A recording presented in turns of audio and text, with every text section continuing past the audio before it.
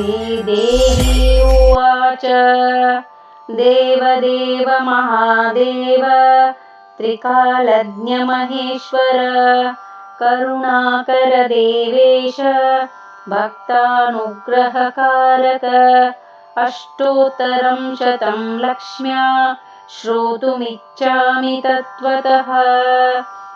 ईश्वर उवाच देवि साधु महाभागे महाभाग्यप्रदायकं सर्वैश्वर्यकरं पुण्यं सर्वपापप्रणाशनं सर्वदारिद्र्यशमनं श्रवणाद्भुक्तिमुक्तिदं राजवश्यकरं दिव्यं गुह्याद् गुह्यतरं परं दुर्लभं सर्वदेवानां चतुष्षष्टिकलास्पदं पद्मादीनां वरान्तानां निधीनां नित्यदायकं समस्तदेवसंसेव्यम् अणिमाद्यष्टसिद्धिदं किमत्र बहुनोक्तेन देवी प्रत्यक्षदायकं तव प्रीत्यादिवक्ष्यामि समाहितमनः शृणु।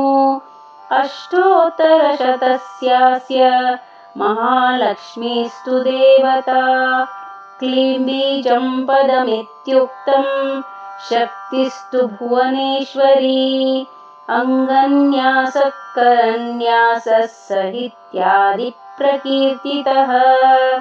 ध्यानं वन्दे पद्मकरां प्रसन्नवदनां सौभाग्यदा भाग्यदां हस्ताभ्यामभयप्रदां मणिगणैः नानाविधैर्भूषितां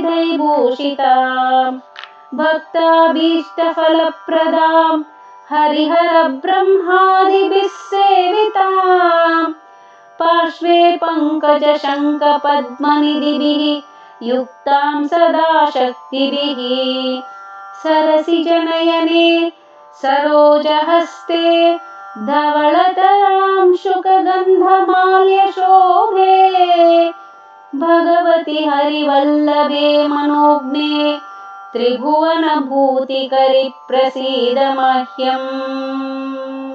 प्रकृतिं विकृतिं विद्यां सर्वभूतहित